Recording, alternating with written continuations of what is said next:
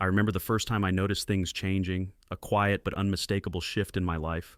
It was a Thursday evening, and after a long day of back-to-back meetings and endless emails, I came home late, hoping for the usual scene: my wife, Amanda, and our 3 kids getting ready for bed. But the house was strangely silent, with only the soft hum of the television filling the air. I found Amanda curled up on the couch, her phone clutched tightly in her hand. She didn't notice me right away, so I stood there for a moment just watching her. "Hey," I said, setting my briefcase down by the door. "Where are the kids?" Amanda jumped, quickly hiding her phone. "Upstairs," she replied. "I told them to get ready for bed early. They've been running around all day. I'm just tired," she added. I wanted to believe her, needed to, but something deep inside me was already warning me that this wasn't just fatigue. This was the beginning of something far bigger. Small signs began to appear, one after the other, little things that didn't seem important at first, but piled up to reveal something unsettling. Amanda's phone, once casually left on the kitchen counter, was now either glued to her hand or turned face down on the table. Her late-night texts to Just Kelly from book club were becoming more frequent. She laughed more at her screen than at anything I said. It wasn't just the technology, it was everything. She started suggesting I work late more often, as if she wanted more space. When I asked about her day, the answers were short, almost dismissive, as if my interest had become a burden. The Amanda I had spent my life building a family with was slipping away, replaced by someone I didn't recognize. 2 weeks later, I found myself stuck in traffic, gripping the steering wheel, my mind a whirlpool of confusion. The twins had a soccer game that evening, but Amanda had told me to skip it. "I'll handle it," she said. Her voice had been sharp, her words cold. "You've been stretched thin lately," she added, before I even had a chance to say anything. I didn't argue. By then I'd learned better. Arguing with her only led to deflection or frustration, and I was too tired for either. But as I sat in the car, stuck in the endless line of traffic, something inside me snapped. Call it a gut feeling or paranoia, but I couldn't shake the sense that something was off. Her tone had been strange. There was a secrecy in it. Without thinking, I made a decision. I took the next exit, leaving the traffic behind, and headed to the soccer field where the kids' game was happening. By the time I arrived, the sun was just setting, casting a warm glow over the field, but the coolness of dusk was beginning to take over. I parked and walked to the edge of the field, scanning the crowd of parents. I spotted the twins first, their bright jerseys easy to spot. Then I saw Amanda, and she wasn't alone. A man was standing too close to her, his body language unmistakable. His hand was resting on her arm, and they were laughing together. Amanda tilted her head toward him in the same way she used to do with me. I stayed frozen, watching, my fists clenched at my sides. It wasn't until the game ended and the kids ran off the field that Amanda seemed to notice anything around her. She gathered her things, walking toward the car, the man still beside her. They exchanged a quick goodbye, and he disappeared into the crowd. Amanda climbed into our SUV with a composed expression as if nothing had happened. I waited for a few moments before returning to my car. My mind was a whirlwind, full of questions I wasn't ready to ask, answers I was terrified to hear. That night, as we lay in bed, I turned to her, my voice trembling despite my best effort to stay calm. "Who was the guy at the game?" Amanda stiffened, her back still turned to me. "What guy?" "The one you were talking to after the game," I pressed, my heart pounding. "He seemed friendly," I added, watching her closely. "Oh, that's just Thomas."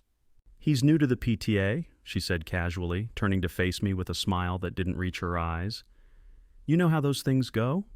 Her explanation sounded plausible enough, but the tension in her voice told me a different story. I nodded, forcing a smile, even though deep down I could feel the cracks in our marriage widening. Was it just paranoia, or was it my gut telling me something was horribly wrong? Either way, I couldn't ignore the growing unease. One Friday afternoon, I left work early, telling my assistant I wasn't feeling well. It wasn't true, but I had been building up the courage to follow Amanda for days. I needed answers.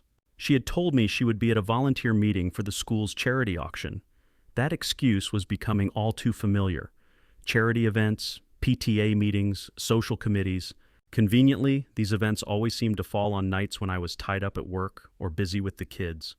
I parked a few blocks from home, feeling a stab of guilt. Spying on my wife felt wrong, but the weight of doubt had become unbearable. I watched as Amanda backed out of the driveway, her phone resting in the console beside her as if it were her true companion. I followed her at a careful distance, weaving through the suburban streets, my heart racing like I was sneaking out after curfew. Her car didn't head toward the school or any of the usual places she mentioned. Instead, it took a different direction toward the new luxury apartments on the outskirts of town. She pulled into the parking lot of one of the buildings, her movements calm and assured, like she had been there many times before. I parked a few spaces away, watching as she stepped out of the car, smoothing her dress and tucking her hair behind her ear. That's when I saw him, Thomas, the man from the soccer game. He appeared from the building's lobby, greeting her with a familiarity that was impossible to miss. They hugged, too long, not the kind of hug you give a friend. I sat motionless, my hands gripping the steering wheel, torn between storming over to confront them and driving away. A flood of questions hit me. How long had this been going on? Was it just starting, or had it been happening for months? How many times had she lied to my face while hiding this? When I finally returned home, the house was quiet. Amanda wouldn't be back for another hour, and the kids were already asleep. I wandered into the kitchen, pouring myself a drink and staring at the family photos on the wall. The smiling faces felt like a cruel joke now. How long had this perfect family image been a lie? The sound of the garage door snapped me out of my thoughts. I quickly set the glass down, wiping my face and bracing myself. Amanda walked in moments later, her demeanor calm and collected, like nothing had changed. "You're still up?" she asked casually, setting her purse down. "How was your day?" "Uneventful," I replied, keeping my voice steady. "How was the meeting?" I asked, forcing myself to stay calm. "Oh, fine," she said, slipping off her shoes. "We didn't get as much done as we hoped, but there's always next time." The way the lie slipped off her tongue made my stomach turn. When she caught me staring, she raised an eyebrow. "What?" "Nothing," I said quickly, shaking my head. "Just tired." She smiled again, leaned over to kiss my cheek, and then headed upstairs. "Don't stay up too late," she called as she disappeared. I watched her go, my mind racing. Part of me wanted to confront her, demand the truth right then and there. But I knew I needed more than suspicion. I needed proof. The next morning, I called an old friend, Mark, who worked as a private investigator. We had drifted apart over the years, but I knew he was discreet and thorough. When he picked up, his voice was cheerful. "Jonathan, long time no see. What's going on?" I hesitated, unsure how to start. "Mark, I need your help with something. It's personal." There was a brief pause on the other end. "All right, I'm listening." I told him everything. The late nights, the lies, the unsettling things I had seen. Mark didn't interrupt, letting me speak until I had laid it all out. When I finally stopped, he whistled low. "Damn, Jonathan, that's heavy. Are you sure you want to do this? Once we start digging, there's no turning back." "I'm sure," I said firmly. "I need to know the truth." "All right," he said. "Send me her schedule and any details you can think of. I'll start with surveillance and see where it goes." I thanked him and hung up, staring at the phone in my hand. Part of me still hoped he wouldn't find anything, that this was just some huge misunderstanding. But deep down, I knew the truth. I had seen it in her eyes, in her actions, in her lies. By the end of the week, Mark had the answers I wasn't ready to hear. He didn't sugarcoat anything. When he called me on Friday evening, his voice was tense. "You're not going to like what I found, Jonathan," he said. "This isn't just about an affair. It's bigger, much bigger." I felt the blood drain from my face as I leaned forward. "What are you talking about?" Mark slid a folder across the table, his face grim. "Amanda's been moving money out of your joint accounts. Quietly over the past 6 months. The amounts aren't huge on their own, but when you add it up..." I opened the folder, scanning the records. Transfers to unfamiliar accounts, withdrawals just under the reporting limit, and payments for luxury services I didn't recognize. The total? Nearly $150,000. Gone. "She's been funneling it into an account in her name only," Mark continued. "But that's not all. I traced some of the funds to another account, one in Thomas's name." The truth hit me like a sledgehammer. Not only had Amanda betrayed me emotionally, but now she was stealing from me, from our family. Mark wasn't finished. He handed me another document, a series of emails he had recovered. I read the words, each one like a knife twisting deeper into my heart. "Amanda, I'm so ready to leave this place. He doesn't even notice what I'm doing. Once we have enough, we'll be set. Thomas, just a little longer. You're amazing, babe. Soon it'll just be you and me, living the life we deserve." There it was.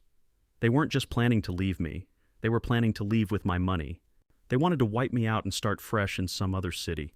no doubt laughing at how easily I'd been played, Mark added, his voice low and dark. She's talking about moving to San Francisco. They've been looking at penthouses in the city, expensive ones. They're already making plans for a new life. I clenched my fists, my jaw tight with anger. I had loved this woman. I had trusted her. I built a life with her, and this was how she repaid me? By plotting to destroy everything I'd worked for, everything I'd sacrificed to provide. The betrayal burned hotter now. I knew there was no room for mercy. I didn't sleep that night. While Amanda lay beside me, scrolling through her phone like nothing was wrong, I stared at the ceiling. My mind raced. She thought I was oblivious. She thought I wouldn't notice the missing money or the little lies. But now I knew everything, and I wasn't going to let her get away with it. The next morning, while Amanda took the kids to their soccer game, I started making calls. The first was to my lawyer, Camille Livingston. I need to start divorce proceedings, I told her, my voice steady but cold, but I need it handled quietly for now. Camille didn't ask many questions. She'd been my lawyer for years and knew better than to pry. I'll pull the financial records and get everything lined up, she said. Are there assets you're particularly concerned about? All of them, I replied. I want to make sure she can't touch anything. Freeze every account that doesn't directly benefit the kids. If she's been moving money, Camille added, I want to know exactly where it went and how much is left. And if she contests it, she asked. She won't, I said coldly. By the time I'm done, she won't have a leg to stand on. The second call was to Mark.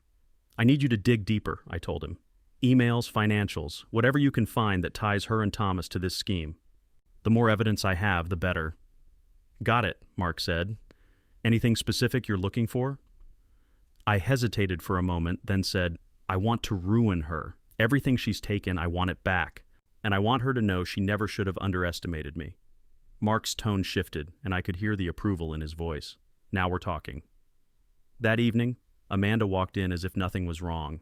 Her purse swung from her arm, her phone in hand. She kissed me on the cheek, the gesture so empty now it made me sick, and began unpacking groceries. How was the game? I asked casually. Oh, fine, she said. The twins played great. I nodded, watching her carefully. You know, we should start planning a trip soon, maybe something for the whole family. She froze for half a second, so brief that no one else might have noticed. But I did. She quickly recovered. That's a great idea, she said with a smile. We could all use a getaway. Her words were smooth, practiced. But I knew better now.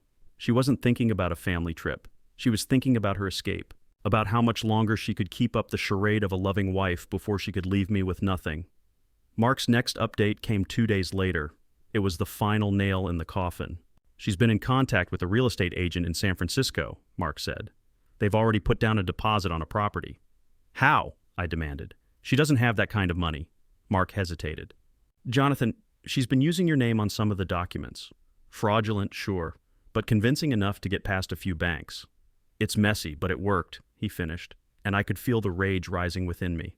This wasn't just betrayal. This was theft, a deliberate, calculated attempt to destroy me, to take everything I'd worked for and hand it over to some guy she'd met on the side. She thought she could take everything. She thought I wouldn't notice, but she was wrong. That night, I stood in the kitchen, staring at the folder Mark had given me. I could hear Amanda upstairs, laughing softly at something on her phone. Her voice grated on me now, every sound a reminder of the lies she'd told and the life she'd tried to steal. This wasn't just about protecting myself anymore. It wasn't just about the kids or the money. It was about making sure Amanda and Thomas paid for what they had done. If she wanted everything, she was about to learn what it felt like to lose it all. The days that followed were a blur of preparation. Every conversation, every glance, every interaction with Amanda became a performance. She still believed I was the naive husband, clueless about her betrayal, and I let her believe it. But beneath the surface, I was setting the stage for her downfall. I worked closely with Camille, my lawyer. Together, we combed through every financial record, flagged every suspicious transfer, and froze every account I legally could. Amanda had transferred much of the money into accounts under her name, but her carelessness left a trail. She left just enough evidence to make this airtight, Camille told me during one of our meetings. The courts will see her actions as deliberate. Good, I replied, my tone flat, because I want her to feel what it's like to lose everything. Mark's investigation had provided even more ammunition. He uncovered emails between Amanda and Thomas, and they were more than just romantic exchanges. They had been discussing ways to liquidate my assets. Amanda had even forged my signature on several documents to speed things up. "She's banking on you not catching this until it's too late," Mark explained during one of our calls. "But we've got the evidence. Once this goes to court, she won't have a leg to stand on," Mark continued. But this wasn't just about court for me. It wasn't just about legal battles or financial restitution. It was about justice. Amanda and Thomas had played me for a fool, and they needed to understand the price of their betrayal. On a Thursday evening, I sat in my office going over the final pieces of the puzzle. Mark had sent over surveillance footage of Amanda and Thomas visiting a luxury real estate office in San Francisco. The video was grainy, but clear enough to show Amanda signing paperwork, Thomas standing by her side. They looked confident, smug even. It was the same confidence I'd seen in Amanda every time she lied to me. But their confidence was their greatest mistake. They had underestimated me, assumed I would never notice the cracks in their facade. Now I had the upper hand. That night, after the kids were asleep, Amanda came into the kitchen where I was sitting, sipping on a drink. She leaned against the counter, her smile as effortless as ever. "You've been working late a lot this week," she said, her tone light. "Everything okay?" I nodded, swirling the whiskey in my glass. "Just a lot going on at the office. You know how it is." She tilted her head, studying me. "Maybe we should plan a date night soon. It's been a while." I almost laughed at the audacity of it. "That sounds nice," I said instead, forcing a smile. "Let's do that." As she left the room, the anger bubbled up again. She had no idea that her carefully constructed life was about to come crashing down. The next step was setting the trap. I needed to catch Amanda and Thomas in a way that left no room for denial or manipulation. Mark had suggested a confrontation, something public, undeniable. "They're planning to meet at that apartment complex again tomorrow," he said during our latest call. "It's the perfect opportunity. I'll be there with cameras to document everything." "Do it," I said without hesitation. "I want every second on tape." The plan was simple. Mark would record their rendezvous while I waited for the right moment to confront them. It wasn't just about catching them, it was about making them face what they had done. The next day I arrived at the apartment complex just as the sun was setting. Mark was already there. "Hi," he said. "They're inside. I saw them go in about 10 minutes ago." I nodded, my jaw tight. "Let's do this." I walked toward the building, my footsteps heavy with purpose. My heart pounded in my chest, but it wasn't fear. It was adrenaline. I was ready. When I reached the door to the apartment, I paused, gathering myself. Then I knocked. The seconds felt like an eternity until the door finally opened. Thomas stood there, his face contorting with shock when he saw me. "Jonathan," he stammered, stepping back, "what are you doing here?" "I think you know," I said, my voice cold and steady. I stepped inside, pushing past him. Amanda was sitting on the couch, her face turning pale as she realized I was there. She stood quickly, her hands shaking. "Jonathan, she began, but I cut her off. "Save it," I said, my anger barely contained. "I know everything.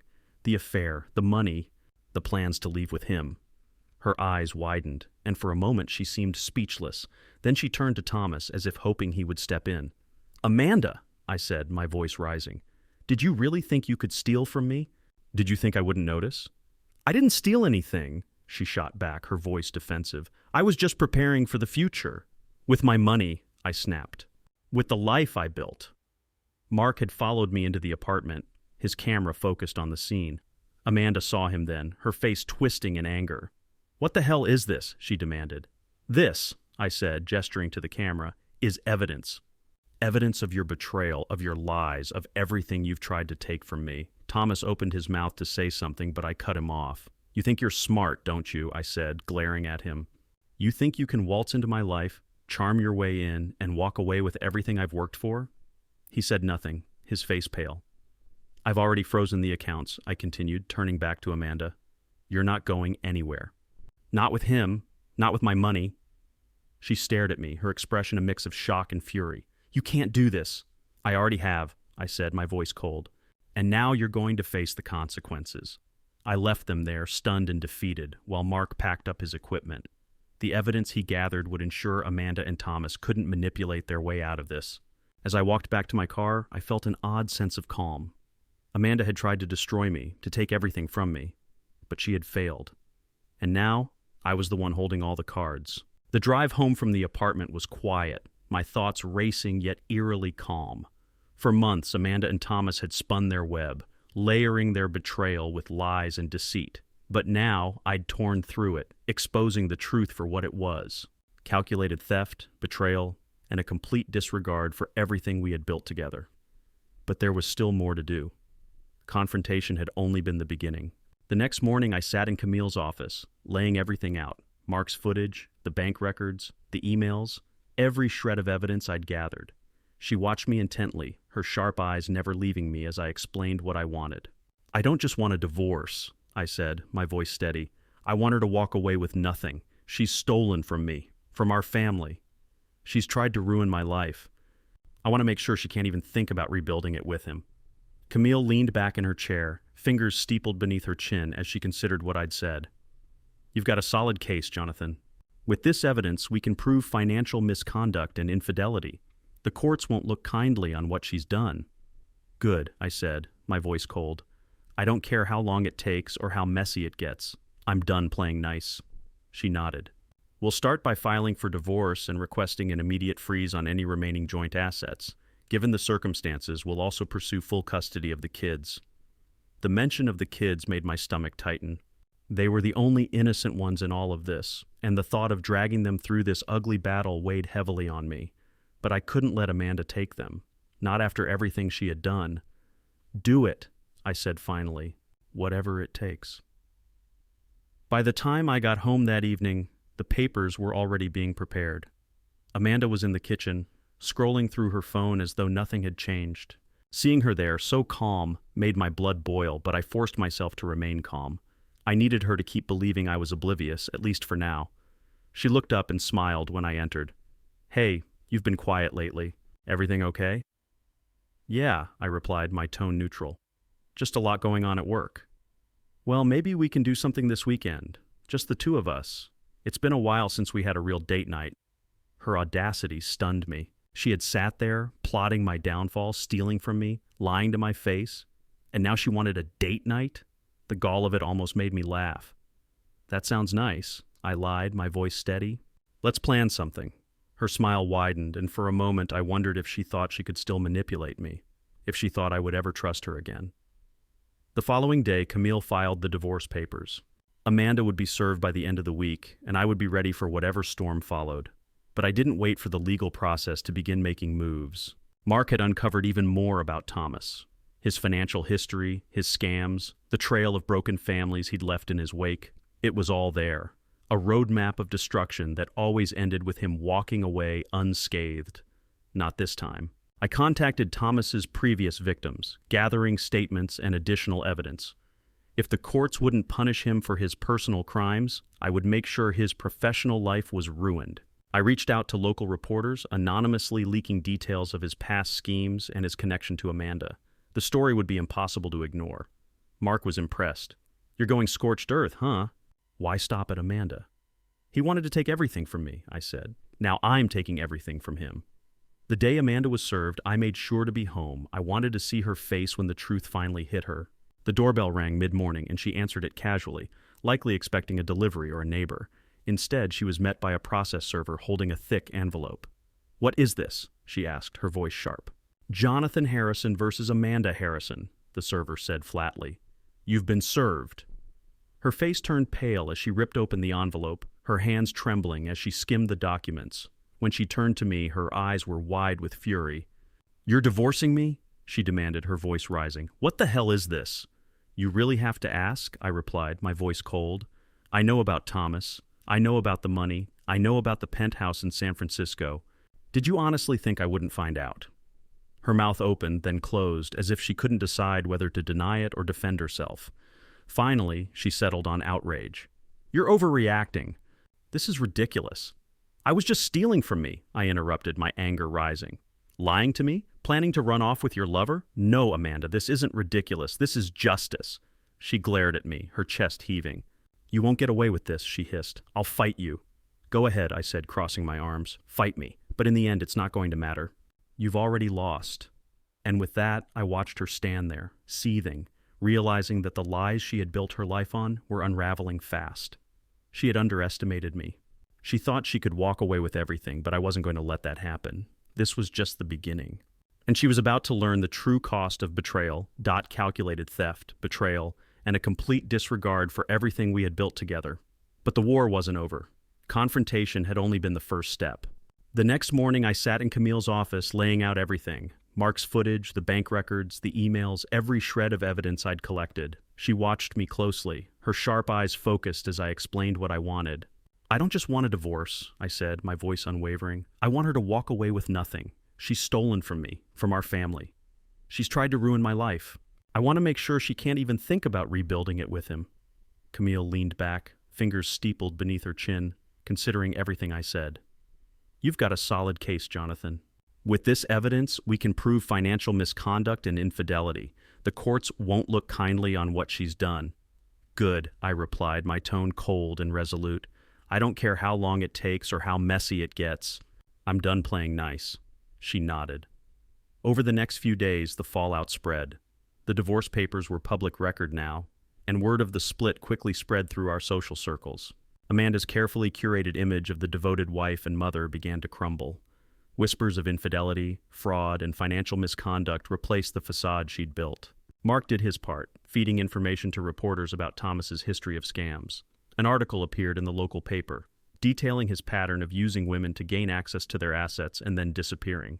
Amanda's name wasn't mentioned directly, but it didn't take long for people to make the connection. I found out she had been staying at a hotel downtown, likely funded with whatever remaining money she could still access, but that didn't last long. Camille had frozen those accounts too. Within a week, Amanda was forced to move in with her mother, who called me in tears after hearing the news. "She won't tell me what's going on," her mother said over the phone. "Jonathan, what happened?" "Ask her," I replied coldly. "I'm done making excuses for her." Meanwhile, Mark had continued to dig into Thomas's operations. What he uncovered was worse than I had imagined. Thomas wasn't just a scam artist, he was a predator. He had several lawsuits pending in other states, filed by women who claimed he'd manipulated them into signing over property, loans, and other assets. He had aliases, shell companies, and enough shady dealings to keep the courts busy for years. "Jonathan," Mark said during one of our late-night calls, "this guy isn't just after your money, he's after your reputation.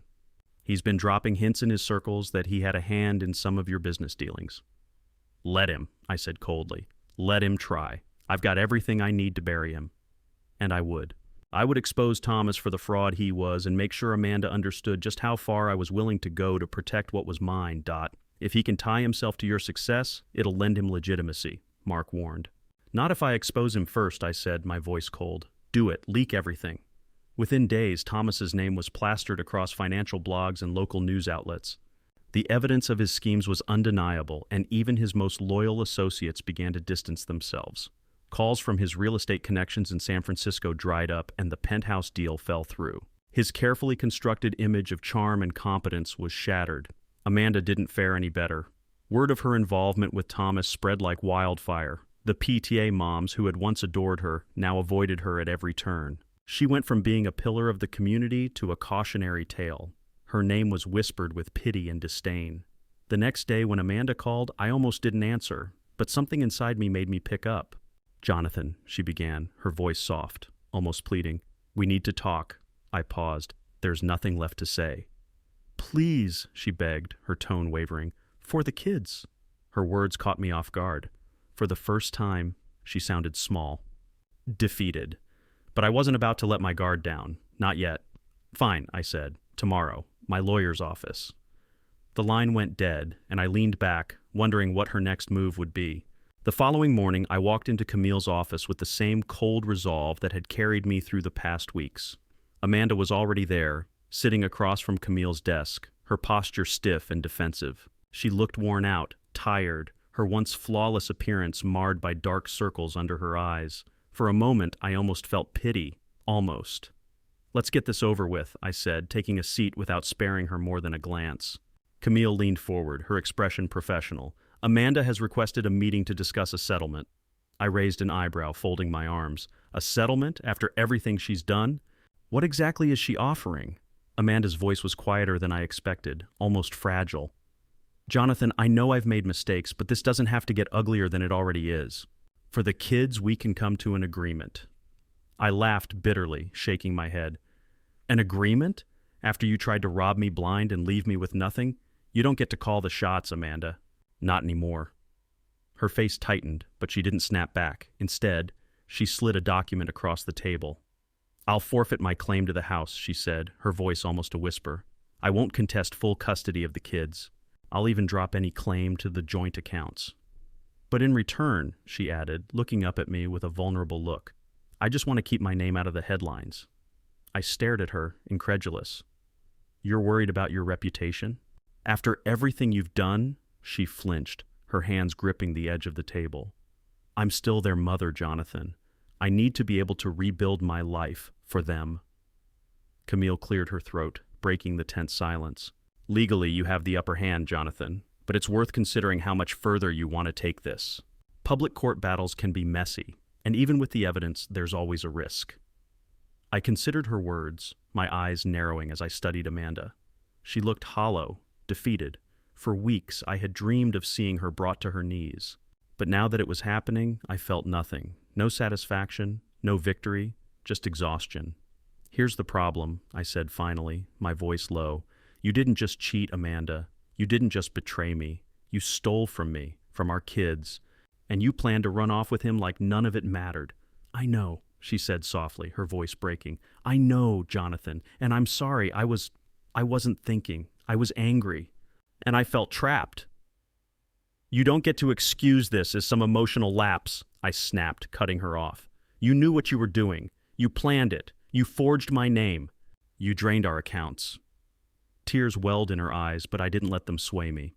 "This isn't about what you need anymore, Amanda. It's about what's right for the kids, and they need stability. Something you've made it clear you can't provide." The room fell silent. Camille tapped her pen against the desk, her gaze flicking between us. "Jonathan," she said finally, her voice calm but serious, "I'll support whatever decision you make, but we should weigh the long-term impact. If you pursue full exposure, the fallout could affect the kids as much as it affects Amanda." I took a deep breath, my anger simmering but controlled. "Fine," I said, leaning back. "I'll agree to keep the details out of the headlines. But here's the deal. You walk away from everything. The house, the accounts, the custody. You get supervised visitation with the kids, and only if it's deemed in their best interest. You don't get to take 1 cent more from me." Amanda looked like she wanted to argue, but she didn't. Instead, she nodded, her shoulders slumping. "All right," she whispered. "I'll sign." When the meeting ended, I walked out without another word. Camille stayed behind to finalize the paperwork, but I couldn't sit in that room any longer. The sight of Amanda, the sound of her voice, it was too much to bear. I drove home in silence, the weight of everything pressing down on me. The fight was over, but it didn't feel like a victory. My family was shattered, my trust obliterated, and the future I'd imagined was gone. The next day, Mark called with an update. "Thomas is gone," he said. "He packed up and left town last night. Probably figured it was only a matter of time before someone came after him." "Good," I said flatly. "Let him run." "He won't get far," Mark hesitated. "What about Amanda? Are you still planning to press charges for the forgery and theft?" I paused, considering. It would be easy to push for criminal charges, to make her feel the full weight of the law. But the kids, they didn't deserve that. As much as I hated Amanda for what she'd done, I couldn't destroy her completely, not for their sake. "No," I said finally. "As long as she sticks to the agreement, I'll let it go." Mark sighed. "You're a better man than most, Jonathan. Let me know if you need anything else." The days that followed were quiet, almost eerily so. Amanda moved in with her mother, staying out of my way. The kids asked questions. Where was Mom? When would they see her again? But I kept my answers vague. "She's staying with Grandma for now," I told them, "but you'll see her soon." It wasn't easy. They missed her, and no amount of reassurance could fill the void she'd left. But I promised myself I would do whatever it took to make things right for them. The finalized divorce agreement came through a week later. Camille walked me through the terms, which were heavily in my favor. Amanda had forfeited her share of the house, given up custody rights beyond supervised visitation, and relinquished access to any remaining joint accounts. "She signed without argument," Camille said, flipping through the paperwork. "I think she knows she got off easy." I nodded but didn't respond. There was no satisfaction in any of this, just a grim sense of closure. "What happens if she tries to challenge it later?" I asked. "She won't get far," Camille assured me. "The evidence we have is solid. If she so much as tries to contact Thomas or tamper with the agreement, we'll have grounds to take further action."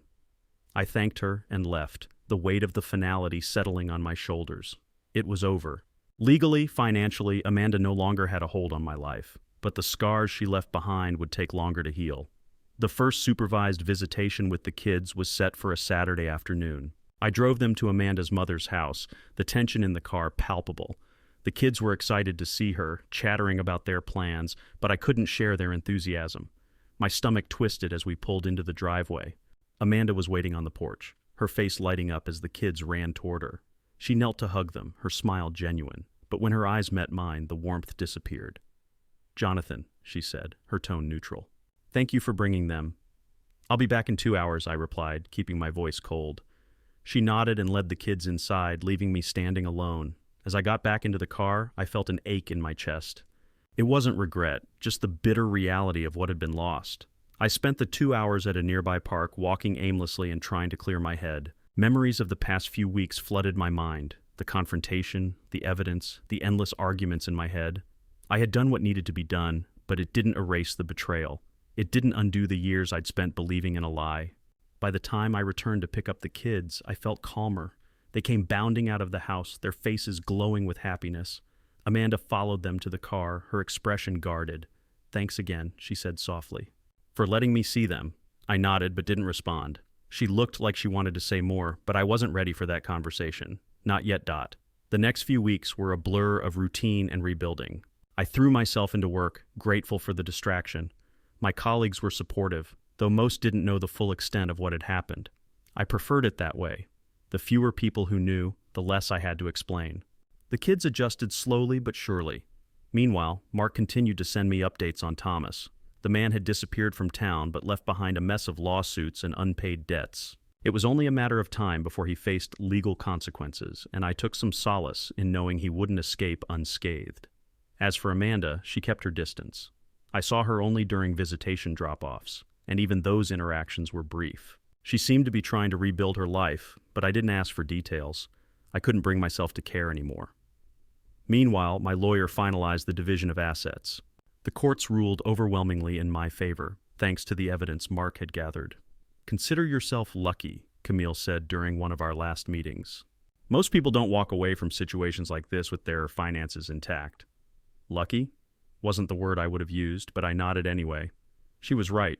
Amanda and Thomas had tried to take everything from me, but they'd underestimated just how far I was willing to go to protect what mattered. Mark's updates on Thomas grew less frequent. The man had moved to another state where his reputation preceded him. Legal troubles followed him like a shadow, and every few weeks, Mark would send me news of another lawsuit or creditor closing in. It was satisfying to know he wasn't thriving, but I found myself caring less and less about his downfall. He was a parasite, and while he'd done damage, I had survived. As for Amanda, I heard through mutual friends that she'd taken a job at a local boutique, a far cry from the life she had envisioned with Thomas. I wasn't sure if she regretted her choices, but I didn't waste time wondering. Her regrets were no longer my concern. One afternoon I sat with my youngest daughter in the backyard watching her play with the dog. She laughed as the golden retriever chased her around, her joy so pure and untainted that it brought tears to my eyes. "Dad," she called out, running toward me, "do you think we can get another dog?" "This one needs a friend." I laughed, shaking my head. "Let's see how you handle this one first." She beamed at me, her face so full of life that it reminded me why I'd fought so hard to protect this. The house, the stability, the family, it was for them. It had always been for them. That night, after the kids were asleep, I sat in my office staring at an old photo of our family. It was from a vacation years ago, before the cracks in my marriage began to show.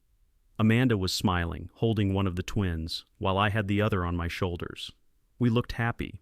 We looked whole. I thought about throwing the photo away, but something stopped me. Instead, I placed it in a drawer, out of sight, but not gone entirely. It was a part of my past, and while it no longer defined my future, it still mattered. The first time I went out socially after the divorce, it felt strange. Friends invited me to a small gathering, and though I was hesitant, I forced myself to go. It was awkward at first. People weren't sure what to say or how to act around me, but as the night went on, I found myself laughing and enjoying the company. One of the guests, a woman named Claire, struck up a conversation with me. She was kind and easy to talk to, and for the first time in what felt like forever, I felt normal. "It's good to see you smiling," she said at one point, her eyes warm. You deserve it." Her words stayed with me long after the party ended. I wasn't ready for anything serious, but her kindness reminded me that the world hadn't ended. There was still hope, still possibility. In the weeks that followed, I focused on rebuilding myself. I started running again, something I hadn't done in years. It became my therapy, a way to clear my head and process everything that had happened. The physical exertion mirrored the emotional work I was doing, shedding the weight of betrayal one step at a time. A year later, life looked very different. The chaos Amanda had brought into my world felt like a distant memory, a storm that had passed, leaving scars, but also clarity. I'd rebuilt from the rubble, not into what I'd had before, but into something better, something real. I'd learned how to smile again, how to live without the weight of betrayal dragging me down. The kids were thriving too. Their questions about their mother grew less frequent, and they seemed to accept the new normal without much resistance. Amanda still had supervised visitations, but she hadn't tried to push for more. One evening, as I prepared dinner, my daughter came into the kitchen. Her face lit up with excitement. "Dad, guess what?" she said, bouncing on her toes. "What's up, sweetheart?" I asked, stirring the sauce on the stove. "I got the lead in the school play," she exclaimed, throwing her arms around me. I laughed, lifting her off the ground. "That's amazing. I'm so proud of you." Her joy was infectious, and for a moment, I thought about how much had changed. A year ago, moments like this had been clouded by the weight of Amanda's actions. Now, they were pure. A few weeks later, I attended a charity event at the urging of a friend. It wasn't my usual scene, but I figured it couldn't hurt to get out and socialize. The venue was elegant but unpretentious, filled with people who seemed genuinely passionate about the cause. As I stood by the bar, sipping a drink and surveying the crowd, a familiar voice broke through the chatter. "Jonathan, is that you?" I turned to see Claire, the woman I'd met months earlier at that first party. She looked as vibrant as ever, her smile warm and genuine. "Claire," I said, surprised but pleased. "It's good to see you." "You too," she said, stepping closer. "How have you been?" We fell into an easy conversation, and for the first time in a long time I felt something stir in me. It wasn't love, not yet, but it was hope. Hope that the world hadn't closed its doors on me, that there were still possibilities waiting to be explored. In the weeks that followed, Claire and I kept in touch. We went on a few casual outings, nothing serious, but enough to remind me that life could still surprise me in good ways. She wasn't a replacement for Amanda, no one could be, but she was kind, honest, and exactly what I needed as I navigated this new chapter. One evening, as the kids and I sat around the dinner table, my youngest looked up at me with a question that caught me off guard. "Dad," she said, her fork paused midair, "do you think you'll ever get married again?" The table fell silent, all three of them waiting for my answer. I thought about it for a moment, choosing my words carefully. "I don't know," I said honestly. "But what I do know is that I'm happy with how things are right now. We've got each other, and that's enough for me." The road ahead wasn't without challenges, but it was mine to navigate. And for the first time in a long time, I looked forward to seeing where it led.